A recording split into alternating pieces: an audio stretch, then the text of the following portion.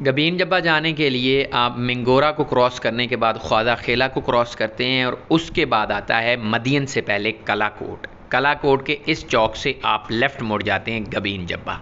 ये जो सारा इलाका है ये सारा ही बहुत ज़्यादा खूबसूरत है। अगर आप वो राइट साइड के ऊपर जो आपको माउंटेन नज़र आ रही है उसके ऊपर देखें तो वो इटसेल्फ भी डेवलप होने के काफ़ी काबिल है। ये थोड़ा सा जो है सिटी एरिया गुजर जाए तो मैं आपको दोबारा से दिखाता हूँ। उसके ऊपर एक रोड वैसे बनी हुई भी है और महमूद खान साहब जो हैं वो इस एरिया में काफ़ी काम कर रहे हैं, स्पेशली रोड इंफ्रास्ट्रक्चर के हवाले से।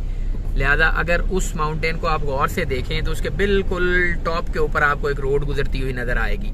और ये पूरे का पूरा जो पहाड़ है ये सारे का सारा इसका 360 डिग्री व्यू बनता है और सारा ही ग्रीन है, सारा ही मिट्टी का है। तो इस सारे को भी एक न्यू टूरिस्ट अट्रैक्शन के तौर के ऊपर जो है वो डेवलप किया जा सकता है। ये रहमान फिलिंग स्टेशन है। अगर आपने कलाकोट से रिफ्यूलिंग नहीं करवाई तो आप यहाँ से करवा सकते हैं, क्योंकि इससे आगे फिर आपको कोई और पेट्रोल पंप जो है वो नहीं मिलेगा। थोड़ा सा रास्ता है, लाइक 25-30 किलोमीटर, तो आप अगर नहीं भी डलवाएंगे और गाड़ी आपकी जो है हल्की भी रहेगी तो आसानी से चढ़ जाएगी, आप वापसी आगे भी डलवा सकते हैं, नॉट अ बिग डील। बाकी टोटल एरिया जो है वो बिल्ट अप है, तो किसी जगह पे भी कोई भी रेस्क्यू के हवाले से कोई इशू नहीं है। कलाकोट से गबीन जब्बा के रास्ते में जाते हुए ये एक गांव आता है जिसे कहते हैं सखरा। सखरा जो है ये समझें ऑलमोस्ट सेंट्रल पॉइंट है बिटवीन कलाकोट एंड गबीन जब्बा। सो सखरा के बाद फिर हम जो दरिया है उसको क्रॉस करेंगे और उसकी दूसरी साइड पे चले जाएंगे और फिर वही सड़क उसी नाले के साथ साथ जो है ऊपर हमें गबीन जब्बा लेके जाएगी, यही जिस रोड के ऊपर हम चल रहे हैं। यहाँ पे इस जगह के ऊपर आके कैट आइज वगैरह या रोड के ऊपर जो मार्किंग है वो नहीं है, होप्स हो के आगे शुरू हो जाएगी। ये मार्किंग तो शुरू हो गई है, कैट आइज भी इंशाल्लाह आगे जाके जो है वो दोबारा से शुरू हो जाएंगी। So right now we are crossing Sakhra and we are done with half the distance. और इस वक्त तक हमें जो है वो 25 मिनट हो गए हैं कलाकोट से निकले हुए टूवर्ड्स गबीन जब्बा। ये नाला जो है ये ऊपर गबीन जब्बा से आ रहा है, इसको हम यहाँ पे क्रॉस करेंगे और फिर दूसरी साइड पे चले जाएंगे। पीछे ग्रीनरी या उस तरह से उतनी खूबसूरती आप समझे है तो पिछला भी खूबसूरत, लेकिन उतना ज्यादा नहीं जितना यहाँ से इस नाले के क्रॉस करने के बाद अगली साइड पे शुरू हो जाएगा। तो इससे आगे जो है वो एरिया, क्योंकि ऊपर हम हाइट की तरफ जाएंगे तो और ज्यादा खूबसूरत से खूबसूरत तर होता जाएगा। ये जो सारा एरिया है, ये जो सिटिंग हमारे केपी के चीफ मिनिस्टर हैं महमूद खान साहब, ये उनका एरिया, उनकी कॉन्स्टिट्यूएंसी है बेसिकली। यहाँ से वो वोट लेके मुंतखब हुए थे तो बाद में फिर जाके CM KP बने। लिहाजा एक नेचुरल सी बात है, जहाँ का कोई बंदा होता है वो अपने इलाके को लुक आफ्टर उसने करना होता है और उसको करना भी चाहिए। लिहाजा इस इलाके की भी सुनी गई और CM साहब क्योंकि यहाँ से थे तो ये पहले सड़क बिल्कुल ना होने के बराबर होती थी, सिंगल सड़क थी। तो अभी फिर खान साहब ने जब से उनको 4 साल हुए तो उन्होंने फिर इस रोड के लिए स्पेशली जो फंड्स हैं वो अरेंज करवाए और अब ये रोड जो है ये all the way up to Gabeen Jabba बन चुकी है। पहले तो ये बहुत नीचे जाके रुक जाती थी, ख्वाड़ के पास एक नाला है वहाँ पे उस जगह जाके रुक जाती थी, लेकिन अभी ये रोड जो है बताया में यही गया है कि ये ऑल द वे गबीन जब्बा तक मुकम्मल हो चुकी है। एंड ऑनेस्टली स्पीकिंग रोड की जो बिल्ड क्वालिटी है वो भी बहुत अच्छी है।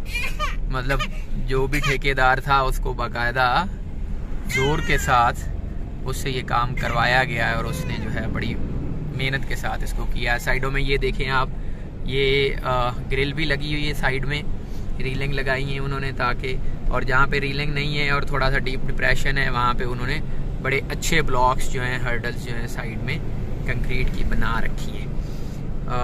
किसी किसी जगह जाके थोड़ा सा ये कर्वी ज़्यादा हो जाता है। ये देखें लेफ़्ट के कॉर्नर में जनाब महमूद खान साहब वज़ीर आला पंजाब, वज़ीर आला KP, उनके नाम की जो हैं वो प्लैक्स भी लगी हुई हैं क्योंकि ये उनका हल्का इंतखाब है, तो उन्होंने यहाँ पे काफ़ी काम करवाए। मतलब नॉट ओनली दिस रोड, साथ वाली भी एडजॉइनिंग रोड्स जो हमें नज़र आ रही हैं वो सारी की सारी जो हैं काफ़ी अच्छे तरीके से बनाई गई हैं। गबीन जब्बा का ये सेकंड लास्ट विलेज है, जिसे कहते हैं छोम।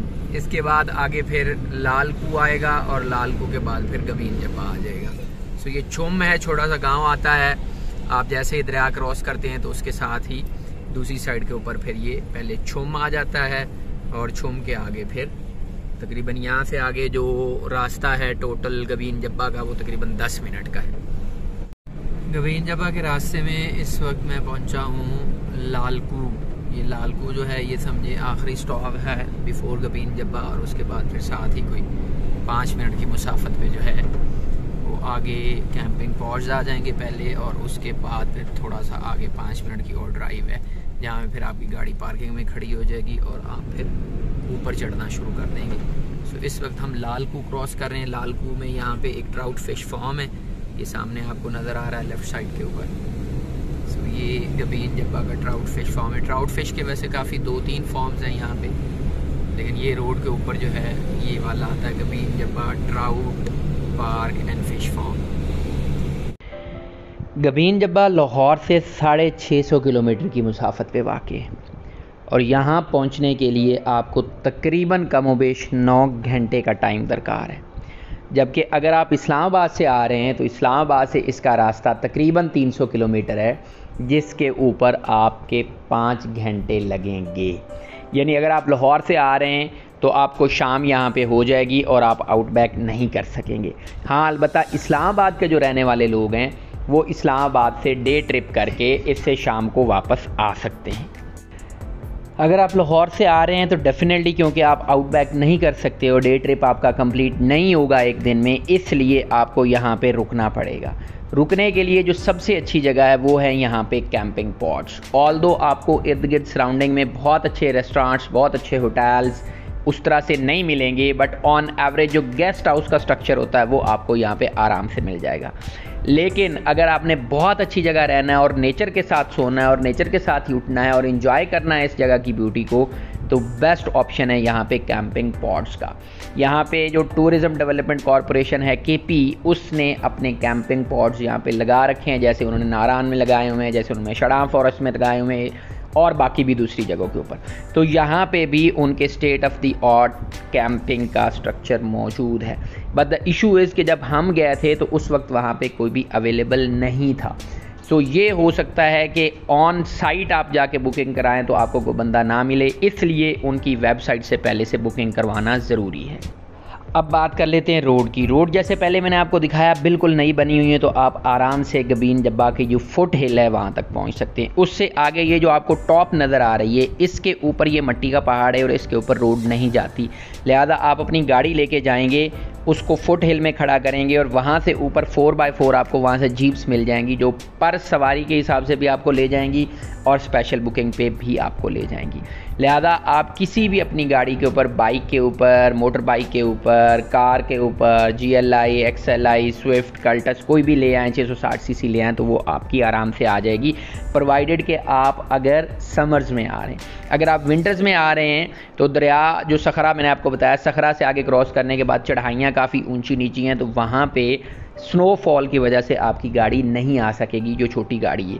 हाँ, बड़ी गाड़ी जो है, कार वगैरह, वो भी चल जाएगी प्रोवाइडेड कि आप स्नो चेन्स लगा के आएँ। अगर स्नो चेन्स लगी हुई हैं तो आपकी गाड़ी आराम से फुटहिल तक आ जाएगी। वहाँ से ऊपर तो फिर वैसे ही आपको 4x4 पे जाना है, और अगर बर्फ़बारी हुई है तो फिर आपको पैदल ट्रैक करना है। ऊपर जैसे कि आप टॉप के ऊपर देख सकते हैं, टॉप के ऊपर टेंटिंग का भी सेटअप लगा हुआ है। आप अगर यहाँ पे रात गुजारना चाहते हैं तो आप पर नाइट के हिसाब से आपको टेंट मिल जाएगा। रश ज़्यादा होगा तो आपसे 5000 मांग लेंगे, रश कम होगा तो आपको 500 भी दे देंगे।